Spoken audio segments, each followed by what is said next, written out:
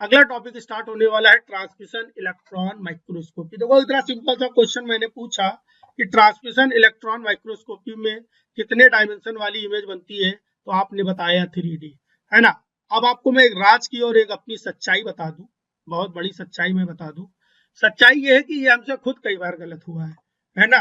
क्योंकि तब उतना पढ़ाने के लिए थोड़ी, तब तो पढ़ने के लिए पढ़ते थे, तो पढ़ने के लिए हमें लगता था अब तो पढ़ लिए, हम तो पढ़ लिए। अब क्वेश्चन वहां आया, सेम भी दिया है, टेम भी दिया है, 2D भी दिया है, 3 भी दिया है, और गलत हो गया, गलत हो गया। लेकिन आज हम सोचते हैं क्यों गलत हो गया भाई। टेम में तो खुद ही कह रहा है, टेम टेम टेम में टी से लिखा हुआ है, टेम TWO2 2D, क्या रटना है इसमें। हमने टेम पूरा पढ़ा, खूब प्रिंसिपल पढ़ा उसका, खूब प्रिंसिपल पढ़ा, दम लगा के उसका प्रिंसिपल पढ़ा और सब कुछ जाना, उसका इंस्ट्रूमेंटेशन समझा, और लास्ट में केवल यही बात नहीं समझ पाए कि ये 2D इमेज देता है, या वहां जाकर कंफ्यूज हो गए। कंफ्यूजन वाली कोई बात ही नहीं थी। 2 में टी आता है और 10 में भी टी आता है, 2D इमेज देता है, जीवन भर आपको कंफ्यूज अब होना ही नहीं है। चलिए शुरुआत कर दिया हमने पहले ही ट्रिक से, स्टार्ट करते हैं टॉपिक को। प्रिंसिपल क्या है, TEM uses a high energy electron beam. बहुत सारा कॉन्सेप्ट है इस वाली क्लास में। हाई एनर्जी इलेक्ट्रॉन बीम का यूज करता है TEM instead of visible light. चूंकि विजिबल लाइट की एनर्जी कम होती है और इलेक्ट्रॉन बीम की एनर्जी बहुत ज्यादा होती है। एनर्जी अगर बहुत ज्यादा होगी तो सीधी बात है मेरे भाई, वेवलेंथ जो होगी कम होगी। एनर्जी अगर बहुत ज्यादा होती है इसकी, तो इसकी वेवलेंथ क्या होती है, कम होती है। Electrons have a very short wavelength, give time very high resolution. और आपको पता होना चाहिए कि अगर वेवलेंथ कम हो रही है तो रेजोल्यूशन जो है शुरुआत में सिखाया गया है वो बहुत ही ज्यादा होगा, बहुत ही ज्यादा रेजोल्यूशन हो जाएगा, जिससे बहुत ही सुंदर सी इमेज, बहुत ही क्लियर इमेज दिखेगी, बहुत ही क्लियर इमेज दिखेगी, है ना। The electron beam is transmitted through a ultra thin specimen. बहुत इंपॉर्टेंट बात है, एक स्पेशल कंडीशन हो गई। कंडीशन मेरे भाई ये हो गई कि स्पेसिमेन यहाँ पे बहुत ही थिन चाहिए होता है, मतलब मुटका सा स्पेसिमेन, थिक स्पेसिमेन जो हम लोग यूज कर रहे थे, थिक स्पेसिमेन जो हम लोग यूज कर रहे थे, कहां पर यूज कर रहे थे, इससे पहले यूज कर रहे थे कनफोकल में, उसकी जगह हम लोग को यहाँ पर क्या करना, बहुत ही पतला सा थिन स्पेसिमेन चाहिए होता है। Difference in electron transmission.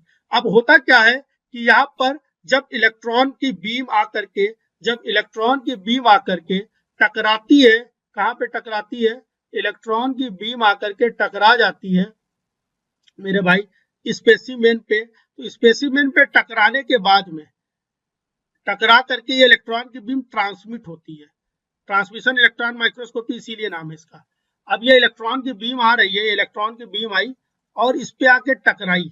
जब इस पे आके टकराती है तो ट्रांसमिट होने के बाद में ये अलग अलग तरह का नेचर शो करती है। कभी ये सीधे चली जाती है, या ये इधर भी जा सकती है, या ये इधर भी जा सकती है, मतलब ये स्कैटर्ड हो जाती है, इधर भी जा सकती है, कहीं भी जा सकती है, कहीं भी जा सकती है।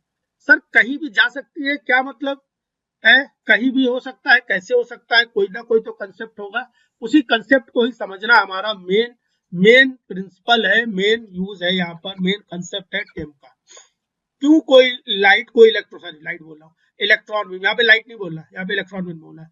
क्यों कोई इलेक्ट्रॉन की स्कैटरिंग होती है, ये जानना है हम लोग को। डिफरेंस इन इलेक्ट्रॉन ट्रांसमिशन, है ना। कुछ लाइट जो हो गई, हमने यहाँ पे बोला कुछ लाइट जो हो गई ये ट्रांसमिट हो गई, ट्रांसमिशन, और बाकी लाइट क्या हो गई, स्कैटरिंग। तो अलग अलग सैंपल के अलग अलग एरिया में, है ना, अलग अलग तरह का नेचर देखने को मिलता है। कुछ लाइट स्कैटर्ड होती है, कुछ लाइट स्कैटर्ड होती है, लाइट बोल रहा हूँ बार बार सॉरी, कुछ इलेक्ट्रॉन बीम स्कैटर्ड हो जाती है, या कुछ इलेक्ट्रॉन के पार्टिकल्स स्कैटर्ड हो जाते हैं और कुछ पार्टिकल्स ट्रांसमिट हो जाते हैं।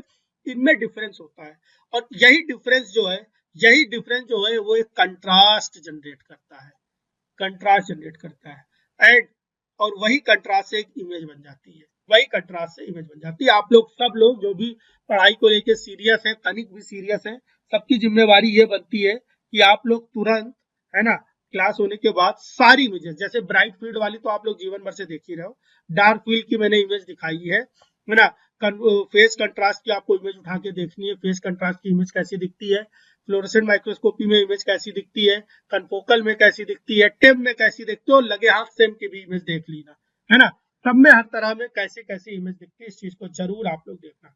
बोला जा रहा है difference is electron produces contrast and form the image, time produces, time operates under high vacuum. बहुत इंपॉर्टेंट बात है, टेम जो होता है हमेशा हाई वैक्यूम में होता है, मतलब जो इलेक्ट्रॉन बीम है, मान लिया गया है ना, यहाँ पर डिस्चार्ज ट्यूब के अंदर इलेक्ट्रॉन बीम को भेजा जा रहा है, यहाँ से इलेक्ट्रॉन बीम अंदर जा रही है, यहाँ पे आपका सैंपल है। अब पता चला इसके अंदर वैक्यूम होना चाहिए, इसके अंदर हाई वैक्यूम होना चाहिए। अब पता चला एयर के पार्टिकल से, एयर है ना, एयर है, एयर भी तो कोई या तो मॉलिक्यूल या कोई एटम, कुछ ना कुछ तो होगा ही, जनरली मॉलिक्यूल होगा, मॉलिक्यूल होगा तो उसके पास एटम होंगे, एटम होंगे तो इलेक्ट्रॉन होंगे, प्रोटॉन होंगे। तो पता चला ये किससे टकराई जा रही है, ये किससे टकरा रही है, इसको टकराना तो था स्पेसिमेन से, और टकरा किससे गई, रास्ते में पाए जाने वाले एयर पार्टिकल से। तो एक अलग इमेज बन जाएगी, एयर पार्टिकल भी इमेज बनाने में पार्टिसिपेट कर जाएंगे, बेवजह एयर पार्टिकल इमेज बनाने में पार्टिसिपेट करेंगे। आपको लगेगा कि, आपको क्या लगेगा, आपको लगेगा कि ये तो मेरा स्पेसिमेन है, ऑब्जेक्ट है, लेकिन वो तो एयर पार्टिकल्स की इमेज आ गई, है ना। तो सबको उम्मीद है, बात समझ आ रही कि हाई वैक्यूम क्यों चाहिए होती है, बहुत जबरदस्त वैक्यूम होना चाहिए, और एक 2D इमेज जनरेट करता है, 2D इमेज जनरेट करता है, ठीक है। चलिए भाई आगे बढ़ते हैं। देखो, किसी भी यूनिट को आप पढ़ रहे हो जीवन में, या जो भी आपको पढ़ा रहा हो, जहां भी पढ़ा रहा हो, जिस भी कंपटीशन की तैयारी आप कर रहे हो, जो भी यूनिट आपने पढ़ ली है, आपके मन में एक भावना ये आ जानी चाहिए कि काश यार इस यूनिट से क्वेश्चन आ जाए, है ना। अगर आपके मन में ये भावना आने लग गई तो इसका मतलब आपको जो पढ़ाया जा रहा है वो सही पढ़ाया जा रहा है, और आपका पढ़ने का तरीका सही है। आपके मन में, सबके मन में ये क्वेश्चन आने लग जाए कि यार सेल सिग्नलिंग से 25-30 नंबर का क्वेश्चन आ जाए, 30 नंबर के क्वेश्चन सेल सिग्नलिंग से आ जाए, तो 15 से 20 नंबर तो ले ही आएंगे, है ना, 15 से 20 नंबर तो ले ही आएंगे। आपके मन में ये आने लग जाए कि टूल्स टेक्निक से ही, या ब्लॉटिंग से, या माइक्रोस्कोपी से, या इलेक्ट्रोफोरेसिस से 50 नंबर का, या 10 नंबर का, 15 नंबर का, 20 नंबर का क्वेश्चन आ जाए। अगर आपके मन में ये आने लग गया, खुद चाह रहे हो कि ये क्वेश्चन आ जाए, दैट इज आपकी प्रिपरेशन एक सही दिशा में चल रही है, आपकी प्रिपरेशन एक सही दिशा में चल रही है ना, आपकी प्रिपरेशन एक सही दिशा में चल रही है। मैम इनको बता दीजिए कि सर क्लास लेना, ठीक है, आपकी प्रिपरेशन एक सही दिशा में चल रही है, ठीक बात है। चलिए देखते हैं, अब देखते हैं इसमें बेसिक वर्किंग क्या है। एक कोई इलेक्ट्रॉन गन होती है जहां से इलेक्ट्रॉन बीम निकलती है। कंडेंसर लेंस का जीवन भर से काम वही है कि इलेक्ट्रॉन बीम को एक दिशा की तरफ ले जाए, कंडेंस करके एक यूनिफॉर्म डायरेक्शन में ले जाए, और वो डायरेक्शन क्या है, स्पेसिमेन की तरफ जाती है। ऑब्जेक्टिव लेंस पे जाके पहुंचेगी कहानी, है ना, फिर ये प्रोजेक्टर लेंस पे पहुंचेगा, और अल्टीमेटली स्क्रीन डिटेक्टर हो, स्क्रीन डिटेक्टर लगा हुआ है, वो स्क्रीन देख करके एक कंट्रास्ट इमेज को जनरेट कर देगा। इलेक्ट्रॉन गन क्या होता है, इलेक्ट्रॉन बीम प्रोड्यूस करता है। इलेक्ट्रोमैग्नेटिक लेंसेज होती हैं, ये क्या करती है, फोकस करती हैं और मैग्नीफाई करती हैं इलेक्ट्रॉन बीम को, इलेक्ट्रॉन बीम को फोकस करती है और इलेक्ट्रॉन बीम को मैग्नीफाई कर देती है ना।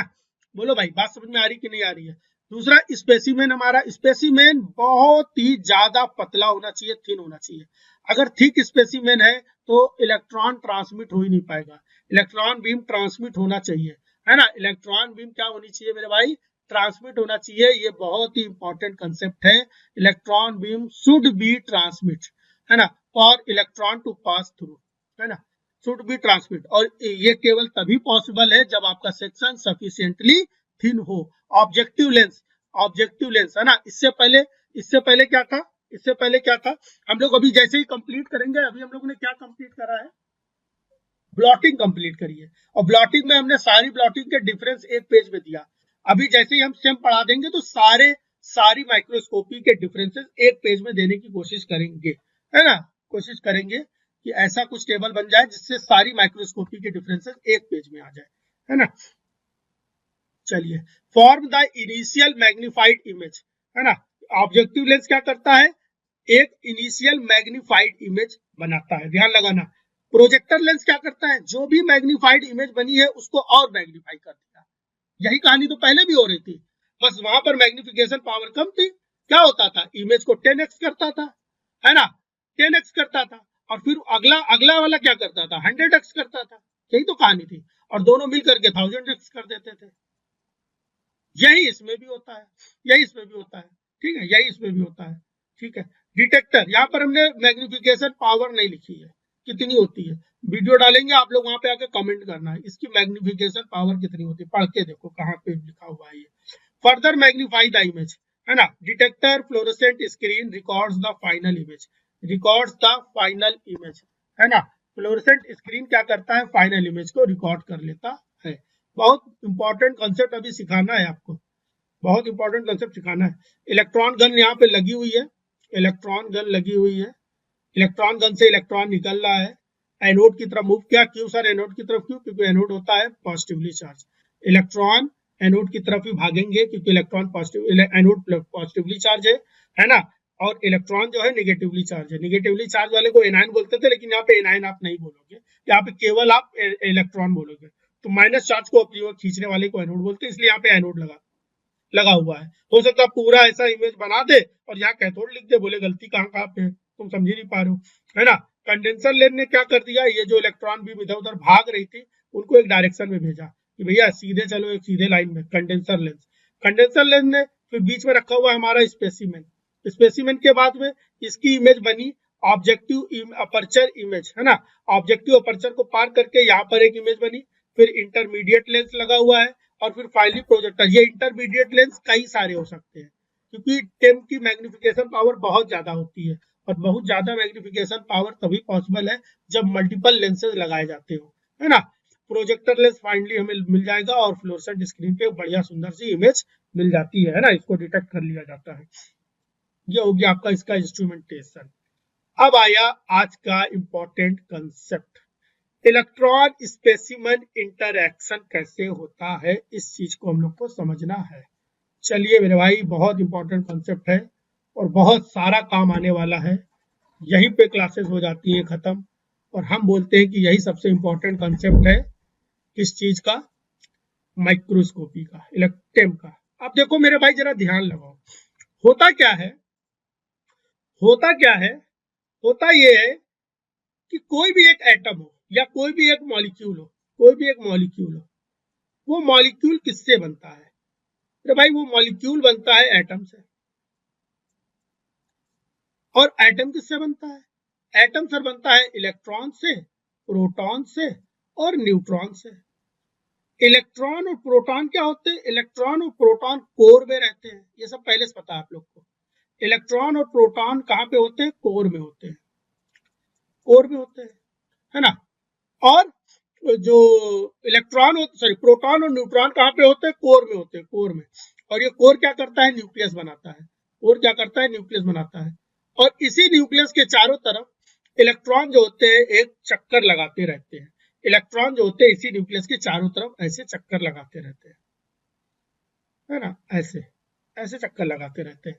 अब चक्कर कैसे लगाते हैं, एक तो around the axis of the nucleus and upon its own axis, दोनों तरह से अपनी ही एक्सिस पे भी चक्कर लगाते हैं और न्यूक्लियस की भी एक्सिस के चारों तरफ से चक्कर ये लगाते रहते हैं। तो इलेक्ट्रॉन दो तरह से चक्कर लगाते हैं। कभी ऐसा कोई किसी को देखा है जो अपनी एक्सिस पे भी चक्कर लगाए और किसी एक न्यूक्लियस के चारों तरफ ही चक्कर लगाए। मान लिया गया है कि बीच में भोलेनाथ जी खड़े हुए हैं, शंकर बाबा खड़े हुए हैं ऐसे, है ना, और शक्तिमान आ रहा है, और शक्तिमान आप देखो अपनी एक्सिस पे भी घूमता रहता है, शक्ति शक्ति शक्तिमान चिल्लाते हुए, और ये भोलेनाथ के चारों तरफ भी चिल्ला रहा, ऐसे ऐसे घूम रहा है। तो ये कैसा चक्कर लगा रहा है, upon its own axis and around the axis of the what, nucleus. Bholenath नहीं भैया, बाहर आ जाओ, ठीक है, ऐसे चक्कर लगाता रहता। तो ये अपनी एक्सिस के चारों तरफ, हमको ये नहीं जानना था, हमें जानना था कि इसी न्यूक्लियस के चारों तरफ इलेक्ट्रॉन डिस्ट्रीब्यूट रहते हैं। इलेक्ट्रॉन और इलेक्ट्रॉन के बीच में लगता है रिपल्सन, और जब रिपल्सन लगता है तो मैक्सिमम दूरी बनाए रखने की जरूरत है, मैक्सिमम दूरी बनाए रखी जाती है। और इलेक्ट्रॉन और न्यूक्लियस के बीच में लगता है अट्रैक्शन, इलेक्ट्रॉन और इलेक्ट्रॉन आपस में रिपल्सन लगाते हैं जिससे दूरी। अब होता क्या है, ओवरऑल ये न्यूक्लियस हो गया और इस न्यूक्लियस के चारों तरफ इलेक्ट्रॉन ऐसे ही चक्कर लगाते रहते हैं, और इससे बनता है एक इलेक्ट्रॉन का क्लाउड। हमारा मेन जो कॉन्सेप्ट है वो यही समझाना है ना, ये बन गया एक इलेक्ट्रॉन का क्लाउड, ये हो गया न्यूक्लियस। अब आप इमेजिन करो अब आप इमेजिन करो कि कोई एक स्पेसिमेन है, वो स्पेसिमेन है, तो वो स्पेसिमेन जो भी एक सेल ले लिया, वो सेल काहे से बना होगा? सर वो सेल भी तो अलग अलग तरह के मॉलिक्यूल से मिलकर बना होगा। सर वो प्रोटीन के मॉलिक्यूल से मिलकर बना होगा, ठीक है, प्रोटीन का मॉलिक्यूल ले लो। सर वो कार्बोहाइड्रेट के मॉलिक्यूल से मिलकर बना होगा, वो ग्लूकोज से बना होगा, वो सेलुलोज से बना होगा, किसी ना किसी से बना होगा। और वो किससे बना होगा? वो एटम से बना होगा। और वो किससे बना होगा? वो इलेक्ट्रॉन प्रोटॉन न्यूट्रॉन से बना होगा। अब होगा क्या? अब जब भी कोई इलेक्ट्रॉन की बीम आके इस पे टकराएगी, तो इलेक्ट्रॉन, अब यहाँ पे इलेक्ट्रॉन भी तो बना ले मेरे भाई, ध्यान लगाना, इलेक्ट्रॉन भी तो बना ले, वो बहुत जरूरी है। इलेक्ट्रॉन बनाना तो बहुत जरूरी है। ऐसे थोड़े से इलेक्ट्रॉन बनाने की कोशिश करते हैं, है ना। अब हम ज्यादा यहाँ पर जो भी केमिस्ट्री के कॉन्सेप्ट है वो सब फॉलो नहीं कर रहे कि सर 8 इलेक्ट्रॉन होने चाहिए थे। आप तो अफवाह के प्रिंसिपल को ही नहीं मानते हो, आप तो बिल्कुल नास्तिक हो। हम ये सब नहीं मान रहे हैं, हम सिर्फ इलेक्ट्रॉन कुछ दिखाना चाह रहे हैं, है ना। यहाँ पे जो भी प्रिंसिपल, बोर बॉडी मॉडल और जो भी ड्रामा है वो सब अभी छोड़ दो। अच्छा, यहाँ पे इतना तो मान ही ले कि अंदर वाले में 2 ही रखे इलेक्ट्रॉन। ये अल्लाह गयो है, अच्छा ठीक है, अंदर वाले में 2 ही रखते हैं। ये कितने इलेक्ट्रॉन कहाँ होते हैं वो मैं सिखाऊंगा। उम्मीद है आप सब लोग एटॉमिक नंबर याद कर रहे होगे, 20 तक दिन रात एक कर दिए हो याद करने में। अब जब इसके ऊपर इलेक्ट्रॉन की बीम आके टकराई, ठीक है, इलेक्ट्रॉन की बीम आके टकराई, तो इलेक्ट्रॉन बीम आकर के ये इलेक्ट्रॉन पे भी आ सकती है, इलेक्ट्रॉन के पास भी आ सकती है। ये इसको सिंपली ट्रांसमिट भी कर सकती है, उस पार जा सकती है ना। इसको ऐसे समझो, ऐसे। अब इसके ऊपर, अब बीच में यहाँ न्यूक्लियस मान लो, है ना। यहाँ पर बीच में क्या करो, आप न्यूक्लियस मान लो यहाँ पर, ठीक है। यहाँ पर बीच में हम लोग न्यूक्लियस मान सकते हैं। ये लोग मान ले रहे हैं न्यूक्लियस, है ना, ये लोग बना दे रहे हैं न्यूक्लियस, बन ही नहीं रहा है, तभी मजा आएगा, ठीक है। उस पे 2D है, बन गया न्यूक्लियस, ये लीजिए। अब आपको दिख रहा होगा, उम्मीद है ना। तो ये बीच में न्यूक्लियस है। अब ये जो बीम आ रही, जरूरी नहीं है न्यूक्लियस पे आके टकराए, वो कहीं भी टकरा सकती है। वो एक वैकेंट जो वाइड है, वाइड से भी आर पार करके निकल सकती है। तो वो इलेक्ट्रॉन की बीम कहीं भी जा सकती है, वो वाइड को आर पार करके भी निकल सकती है, वो न्यूक्लियस के पास से भी जाके निकल सकती है, वो किसी इलेक्ट्रॉन के पास से भी जाके निकल सकती है। क्या ये चीज आप 3D में इमेजिन कर पा रहे हो सब लोग? जल्दी बतलाओ, जल्दी बताओ, ये बात 3D में इमेजिन कर पा रहे हो? वो इलेक्ट्रॉन की बीम किसी न्यूक्लियस के पास से भी निकल सकती है, न्यूक्लियस से टकरा भी सकती है, कहीं भी जा सकती है। जब ये पार करेगी, ओवरऑल इसको पार करेगी, जब भी पार करेगी उसको बोलते हैं ट्रांसमिट हो गई लाइट। क्या हो गई? ट्रांसमिट हो गई। अब अगर ये सेक्शन हमने मोटा कर दिया तो पता चला ट्रांसमिट होकर के एक एटम से ट्रांसमिट हुई, फिर दूसरे एटम में पहुंच गई, दूसरे से तीसरे में पहुंच गए, तीसरे से चौथे में, एक से दूसरे में, दूसरे से तीसरे में, तीसरे से चौथे में। पता चला ट्रांसमिट होकर कुछ बाहर निकला ही नहीं लाइट, ट्रांसमिट होकर के कोई लाइट बाहर निकली ही नहीं। बोलो भाई, बात समझ में आ रही कि नहीं आ रही? एक पतली सी ट्रांसपेरेंट पन्नी ले लो, पन्नी, और उसके सामने से आप लाइट मारो, तो पतली सी पन्नी थी तो लाइट उसको पार करके निकल गई, ट्रांसमिट हो गई।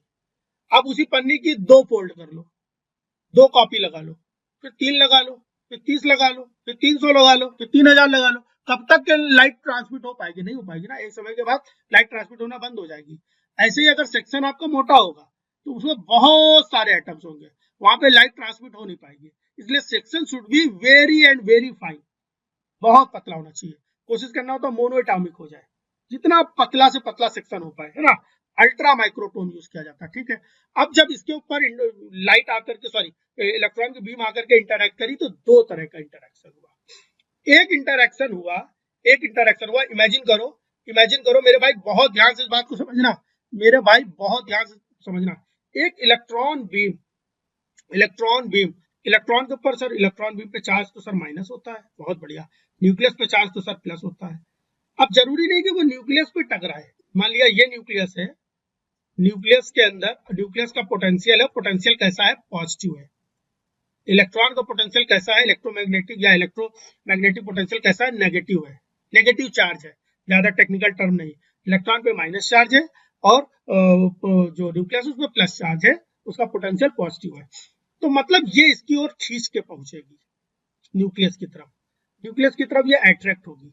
लेकिन अगर वही बगल में एक इलेक्ट्रॉन है, किसका इलेक्ट्रॉन सर? सर ये स्पेसिमेन का इलेक्ट्रॉन है। कृतिका मैडम ये किसका इलेक्ट्रॉन है? स्पेसिमेन का है। तो ये क्या करेगा, ये अगर इसके पास जा रहा होगा तो इसको रिपल कर देगा, अरे उधर भागो, ये उसको उधर भगा देगा, अरे उधर भागो, और ये इसको खींच लेगा, आइए आइए आइए। तो ये ऑलरेडी 100 की स्पीड से आ रहे थे, 100 किलोमीटर प्रति घंटे की रफ्तार से चले आ रहे थे। न्यूक्लियस ने इसको और अपनी तरफ खींच लिया, न्यूक्लियस ने इसको और अपनी तरफ खींच लिया। पता चला जितनी पास पास जा रहा है स्पीड और बढ़ गई, स्पीड और बढ़ गई, बढ़ते बढ़ते बढ़ते बढ़ते निकल गया बाहर। बढ़ के मतलब ये नहीं कि न्यूक्लियस में जाके समा गया, ऐसा कुछ नहीं है। न्यूक्लियस ने अपनी तरफ खींचा। अब ये समझो, देखो न्यूक्लियस यहाँ है, मेरे भाई ध्यान लगाओ, न्यूक्लियस यहाँ है और इलेक्ट्रॉन की बीम यहाँ जा रही थी, ये सीधे जानी चाहिए थे, लेकिन इसको न्यूक्लियस अपनी तरफ खींच रहा है, खींच के इसको इधर कर दिया। क्या ये बात सब लोग को समझ में आ रही कि नहीं आ रही? जाना इसको सीधे चाहिए था, लेकिन चूंकि न्यूक्लियस के ऊपर कौन सा चार्ज है, कौन सा चार्ज है, अगले पेज में देखते हैं। न्यूक्लियस के ऊपर कौन सा चार्ज है? प्लस चार्ज है। ये हो गया न्यूक्लियस, समझो, ये हो गया न्यूक्लियस, और ये हो गया इलेक्ट्रॉन, इलेक्ट्रॉन की बीम, है ना। एक इलेक्ट्रॉन की बीम यहां से चली, इसको जाना चाहिए था सीधे, लेकिन न्यूक्लियस ने क्योंकि पॉजिटिव चार्ज लगाया, इसका पोटेंशियल पॉजिटिव में है, इसने उसको अपनी ओर खींच के इधर कर दिया। तो जब इसने अपनी ओर खींचा तो मतलब इसकी स्पीड या वेलोसिटी या काइनेटिक एनर्जी बढ़ी। क्या बढ़ गई मेरे भाई? काइनेटिक एनर्जी बढ़ गई, गतिक ऊर्जा बढ़ गई। शुद्ध हिंदी में क्या बोला गया? काइनेटिक एनर्जी या गतिक ऊर्जा बढ़ गई। गतिक ऊर्जा बढ़ गई या और स्पीड में उधर पहुंचा, और पहुंच करके इधर से इधर निकल गया, इधर से इधर निकल गया। इसमें एनर्जी का बहुत कम लॉस हुआ।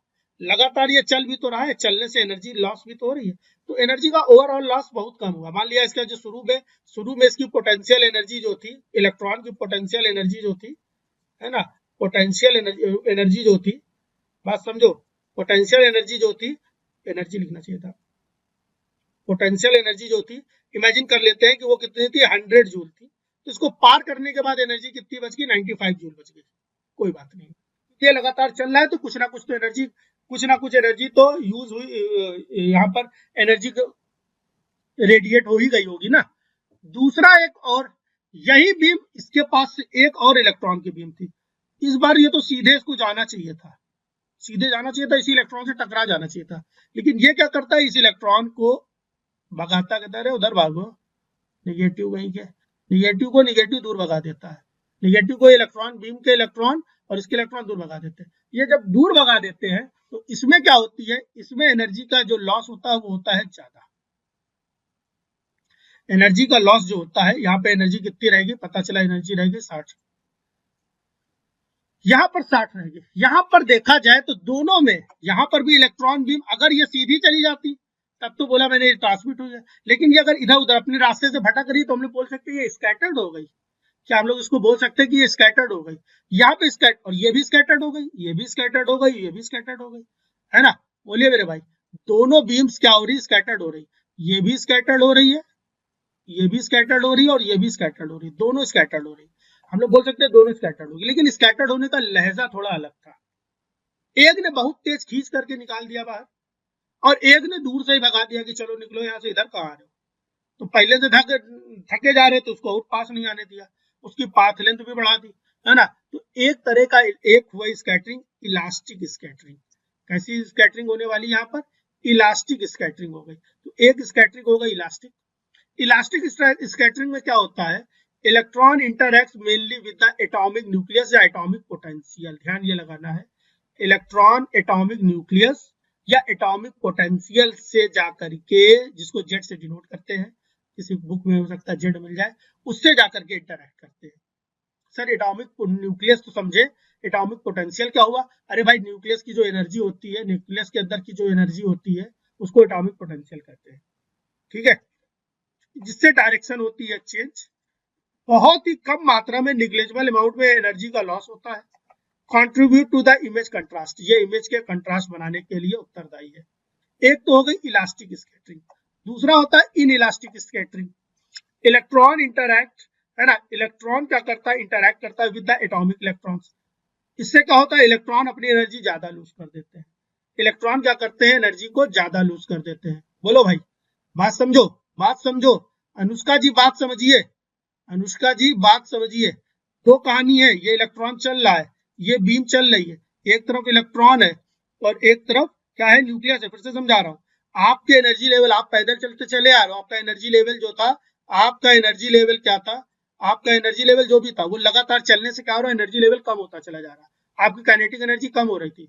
लेकिन जैसे जैसे यहाँ पे काइनेटिक एनर्जी कम हो रही थी, ये जैसे से आगे बढ़ रहा है, न्यूक्लियस अपनी ओर खींच करके इसके अंदर की काइनेटिक एनर्जी को फिर से बढ़ा दिया, फिर से बढ़ा दिया, रीगेन करा दिया, है ना, रीगेन करा दिया, और फिर से यहाँ से निकल गई। तो पता चला यहाँ से यहाँ तक पहुंचने में जो 10 यूनिट की एनर्जी, काइनेटिक एनर्जी की कमी हो रही थी, इसने 5 यूनिट काइनेटिक एनर्जी बढ़ा दी। ओवरऑल केवल 5 ही यूनिट का गेन, 5 ही यूनिट का लॉस हुआ। बोलिए, दूसरा जब ये इलेक्ट्रॉन इस दिशा में गया, इसने तो अपनी ओर खींचा ही नहीं, इसने कहा बेटा और दूर से निकलो, चलो उधर, इधर कहाँ चले आ रहे हो, ये और दूर भगा दिया। ऑलरेडी उसकी एनर्जी कम थी, इसको और दूर से भगा रहा, अपनी ओर खींच भी नहीं रहा है और दूर से भगा रहा। तो इसका एनर्जी लेवल जो 10 कम होना चाहिए था, वो पता चला 25 कम हो गया। इसको बोलते हैं इन इलास्टिक स्कैटरिंग। क्या बोलते हैं मेरे भाई? In elastic scattering. ठीक है, तो भैया हमारे साथ दिक्कत यही है कि मैं जो भी टॉपिक पढ़ाऊंगा पूरा पढ़ाऊंगा, एक एक चीज बताऊंगा कि एग्जाम में कहीं से भी आ जाए, छूटे ना। इसलिए कभी भी मेरी वीडियो अगर किसी को शेयर कर रहे हो तो उसको बोलना अगर समय हो तभी देखना, है ना, सभी तभी देखना, नहीं तो मत देखियो। चलिए, एनर्जी में be transfer to the specimen. Energy क्या हो सकता है? Transfer to the specimen producing secondary effect such as excitation, ionisation. एक और इंपॉर्टेंट बात है, एक और इंपॉर्टेंट बात है, इन इलास्टिक स्कैटरिंग में एक और काम हो सकता है कि इस इलेक्ट्रॉन की एनर्जी क्या होती है, ये इलेक्ट्रॉन की जो भी एनर्जी है वो इस इलेक्ट्रॉन को दे देगा। देखो होता क्या है, हमने जीवन काल से, बचपन से, बहुत छोटे से, है ना, जब हम लोग 2 साल के थे तब से पढ़ते चले आ रहे हैं कि कभी किसी भी इलेक्ट्रॉन को जब एनर्जी दी जाती है तो अपने ग्राउंड स्टेट से एक्साइटेड स्टेट में चला जाता है, और फिर एक्साइटेड स्टेट से वो इलेक्ट्रॉन फिर से ग्राउंड स्टेट में जाता है। क्या कभी आपने जीवन में ये पढ़ा कि प्रोटॉन अपने ग्राउंड स्टेट से एक्साइटेड स्टेट में जाता है और एक्साइटेड से फिर से ग्राउंड में आ जाता है? ऐसा कभी नहीं पढ़ा। तो न्यूक्लियस में तो था प्रोटॉन, तो प्रोटॉन पे एनर्जी देने से कोई फर्क नहीं पड़ा। क्यों? प्रोटॉन पे एनर्जी देने से कोई फर्क नहीं पड़ रहा है, इलेक्ट्रॉन पे एनर्जी देने से बहुत फर्क पड़ रहा है। एक इलेक्ट्रॉन दूसरे इलेक्ट्रॉन को एनर्जी भी दे सकता है। ये एनर्जी दो तरह से हो सकती है यूज। ये एनर्जी का यूज हम लोग क्या कर सकते हैं, दो तरह से इस एनर्जी का यूज किया जा सकता है। देखो, पहला हो सकता है एक्साइटेशन। मान लिया गया कि ये इलेक्ट्रॉन आया, ये बड़ा इंपॉर्टेंट बात है, ये इलेक्ट्रॉन की बीम आकर के इलेक्ट्रॉन से टकराई, इसको एक्साइट करी, ये ग्राउंड से एक्साइटेड स्टेट में गया और पुनः ये फिर से ग्राउंड स्टेट में आ गया। एक तो ये कहानी हो सकती है, दिस इज कॉल्ड एक्साइटेशन, जो कि यहाँ पे मैंने दिखाने की आप लोगों को कोशिश की है। दूसरा काम एक और हो सकता है कि ये मान लिया गया कि ये इलेक्ट्रॉन क्या हुआ, यहाँ पर न्यूक्लियस था और ये एक इलेक्ट्रॉन था, इस पे जब बीम आके टकराई तो इसने इस इलेक्ट्रॉन को परमानेंटली यहाँ से निकाल दिया और खुद आके यहाँ पे लग गया, इसको यहाँ से हटाया और खुद आके लग गया। इसको बोलते हैं आयोनाइजेशन। आयोनाइजेशन, या ये भी हो सकता है, एक और ध्यान लगाइयो, एक और बात ध्यान लगाना, परमानेंटली या तो इस इलेक्ट्रॉन को निकाल दिया, या तो परमानेंटली इस इलेक्ट्रॉन को निकाल दिया और खुद भी आर पार चले गए। बात समझो, एक जगह पर ऐसे बॉल रखी हुई है, यहाँ पे बॉल रखी हुई है, आपने इधर से एक बॉल मारी, तो एक तरीका ये हो सकता है, कि ये बॉल जो है थोड़ा सा आगे जाए, थोड़ा और बड़ा कर लेते हैं, इस पे बॉल रखी हुई है। एक तरीका ये हो सकता है, ध्यान लगाना, इस पे आपने दूसरी बॉल मारी, इस पे एक तरीका ये हो सकता है कि ये बॉल इससे टकराए और ये इधर चला जाए और ये बॉल थोड़ा दूर इधर जा करके और फिर से वापस आ जाए। बोलो भाई, एक तरीका ये हो सकता है। एक तरीका ये हो सकता है कि ये बॉल आके से टकराए, ये बॉल नीचे गिर जाए और ये बॉल इसकी जगह ले ले। बोलिए भाई। और एक तरीका और हो सकता है कि ये बॉल इससे आके टकराए, ये भी नीचे गिर जाए और ये भी नीचे गिर जाए। तीनों तरीके हो सकते हैं। तीसरा वाला तरीका है ट्रांसमिट हो गया। पहला वाला तरीका था जिसमें ये वाली बॉल, टेबल पे रखी हुई बॉल फिर से अपनी पुनः ग्राउंड स्टेट में वापस आ गया, उसको बोलते हैं एक्साइटेशन हो गया। और एक में क्या हो गया कि वो निकल ही गया, उसकी जगह दूसरा आ गया, इसको बोलते हैं आयोनाइजेशन हो जाना। बोलिए भाई, इतनी बात सबको समझ में आ रही कि नहीं आ रही? जल्दी बताएं। धीरे धीरे लोग भागना शुरू कर दिए हैं, धीरे धीरे लोग भागना शुरू कर रहे हैं। कोई बात नहीं, जो अंत तक रुकेगा वही लास्ट में। देखो, इतनी मेहनत करना है, इतनी मेहनत, ठीक है, इतनी मेहनत करना है कि अगर रिजल्ट आपका खराब आए तो अफसोस ना हो। ये बहुत इंपॉर्टेंट स्ट्रेटेजी है, मैं हमेशा बताता हूँ। जब पहली बार मेरा JRF नेट रह गया था 1.5 नंबर से, बाद में 1 साल बाद पता चला कि वो मेरा क्वालिफाई हुआ है। 1.5 नंबर से 1 या 1.5 नंबर से रह गया था। मुझे तनिक भी अफसोस नहीं था। क्यों? क्योंकि मैं जब जितनी मेहनत करनी थी मैं उतनी कर चुका हूँ, उससे ज्यादा मैं क्या ही कर सकता हूँ, है ना। जान थोड़ी नहीं दे दूंगा, जान थोड़ी नहीं है ये, अब इसके लिए कुछ कर ले। तो इतनी मेहनत करना है कि असफलता आपको मायूस ना होने दे, समझ रहे हो। और आप मेहनत किए नहीं हो और असफलता पे मायूस हो रहे हो, तो आप एक्चुअली में मायूस नहीं हो, और आप मायूस होने का नाटक कर रहे हो, है ना, नाटक कर रहे हो। और ऐसा कड़वा मैं लोगों के मुंह पे बोल देता हूँ, बोल चुका हूँ। उनसे पूछा गया कि हमने पूछा भी कि भैया पढ़ाई अच्छे से किए थे? नहीं, पढ़ाई नहीं हो पाई हमको। तो फिर क्यों नाटक कर रहे हो? जब पढ़ाई अच्छे से नहीं करी, रिजल्ट खराब आया, तो हम नाटक कर रहे हो। बोलो भाई। चलिए, मोर इलेक्ट्रॉन, अब बोला जा रहा है ट्रांसमिशन इमेज, बस लास्ट पॉइंट है, लास्ट बिल्कुल कंक्लूड करने जा रहा हूँ। बोला जा रहा है जितने ज्यादा इलेक्ट्रॉन ट्रांसमिट हो जाएंगे उतना प्यारा, उतना ब्राइटर इमेज बनेगी। मोर इलेक्ट्रॉन स्कैटर्ड, जितना ज्यादा स्कैटर्ड होंगे उतना डार्कर रीजन बनने वाला है। ठीक बात है, उतनी डार्क रीजन बनने वाला है। Thus, variation in the electron transmission through different regions of the specimen generate the TEM image, है ना। दोनों बातें, ट्रांसमिट होगा तो ब्राइटर, और जो स्कैटर्ड होगा उससे क्या बनने वाला है? डार्कर। और दोनों चाहिए, खाली ब्राइट, पूरा खाली ब्राइट ही हो जाए, चमक ही रहा है, पता ही नहीं चल रहा कौन है वो, क्या है वो, बिल्कुल चमक ही रहा है, तो वो भी नहीं चाहिए। Contrast should be maintain. Elastic specially transmitted या selected elastic electrons mainly form the TEM image, है ना। जो भी इलास्टिक होते हैं वही मेन टेम इमेज को बनाने का काम करते हैं, वही कंट्रास्ट बनाने का काम करते हैं। अब कोई इलेक्ट्रॉन किस इधर से जब निकला, है ना, न्यूक्लियस के पास से निकला, तो उसकी एनर्जी में कितना लॉस हुआ? हो सकता है किसी का 95 एनर्जी रह जाए, किसी का 94.33 रह जाए, किसी का 94.332 हो जाए, ऐसे हो जाए। सबकी एनर्जी लेवल अलग। आप खुद सोचो, जब सबकी एनर्जी लेवल अलग तो इमेज का कंट्रास्ट भी अलग, है ना। ऐसा लग रहा है कि आप खुद ही टेम चला डालो, ऐसा पढ़ना है आपको कॉन्सेप्ट को। कॉन्सेप्ट को कुछ इस लहजे में पढ़ना है कि आपको लग जाए कि आपने इमेज आज टेम चला डाला, आज टेम कहीं मिल जाए हम चला के देख ले, है ना, उसको ऑपरेट करके देख ले। इन इलास्टिक इमेज क्या करती है? Generally do not conventional bright field, they mainly contribute to background noise and energy loss signals, है ना। ओवरऑल ये बैकग्राउंड बनाने का काम करती है। टेम सैंपल को कैसे प्रिपेयर करेंगे? बहुत आसान का तरीका है। सबसे पहले सैंपल लो, उसको फिक्स कर दो, डिहाइड्रेट कर दो, है ना, इम्बेडिंग कर दो, फिर अल्ट्रा थिन सेक्शनिंग करो, उसका सेक्शन काटने के बाद हैवी मेटल से स्टेनिंग करो। क्वेश्चन ये आता है कि सर हैवी मेटल से स्टेनिंग क्यों करें, वो अभी बताते हैं आपको। ठीक है, फिक्सेशन कैसे करोगे? एक तरीका है, पहले ग्लूटाल्डिहाइड से फिक्स करो, इसको बोलते हैं primary fixation for original structural maintenance of cell. अब आपको कॉन्सेप्ट तो पता चल गया। अब आपकी अंतरात्मा कहती है कि मेरा तो मन हो रहा है टेम करने का, तो भैया अगर आपको टेम करने का मन हो रहा है, आपकी अंतरात्मा ये कह रही है, तो बहुत जरूर ध्यान लगाइयो कि अगर आपको तरीका नहीं पता तो कैसे करोगे। तो ग्लूटाल्डिहाइड से प्राइमरी फिक्सेशन करना चाहिए, है ना। दूसरी चीज, इसके बाद ऑस्मियम ऑस्मियम टेट्राऑक्साइड से सेकेंडरी फिक्सेशन करना चाहिए, इसको बोलते हैं post fixation. Particularly useful for preserving, particularly बहुत बढ़िया, अनुष्का जी ने सेम किया है, तो सेम पढ़ने में मजा आएगी, आपसे खूब क्वेश्चन पूछेंगे। ठीक है, पर्टिकुलरली यूजफुल फॉर प्रिजर्विंग, कहाँ किया है? यूनिवर्सिटी में कर लिया क्या? अपनी यूनिवर्सिटी में तो है। ठीक है, particularly useful for preserving contrasting membranes, है ना। इसके बाद क्या करना है हमको? ऑस्मियम टेट्राऑक्साइड से इसको ट्रीट करना होता है, जो पोस्ट फिक्सेशन होता है पर्टिकुलरली, है ना। ठीक है, बहुत बढ़िया, बहुत बढ़िया। अब पढ़ के जाओगी तो और अच्छा लगेगा, दोबारा फिर से मन होगा कि सेम करने का मौका मिले, थोड़ा आगे आगे की बातें बताएं। ठीक है, अभी कल की क्लास या जब भी क्लास होगी, परसों की क्लास में अपडेट करूंगा। ठीक है, तो particularly useful for preserving contrasting image membranes, है ना।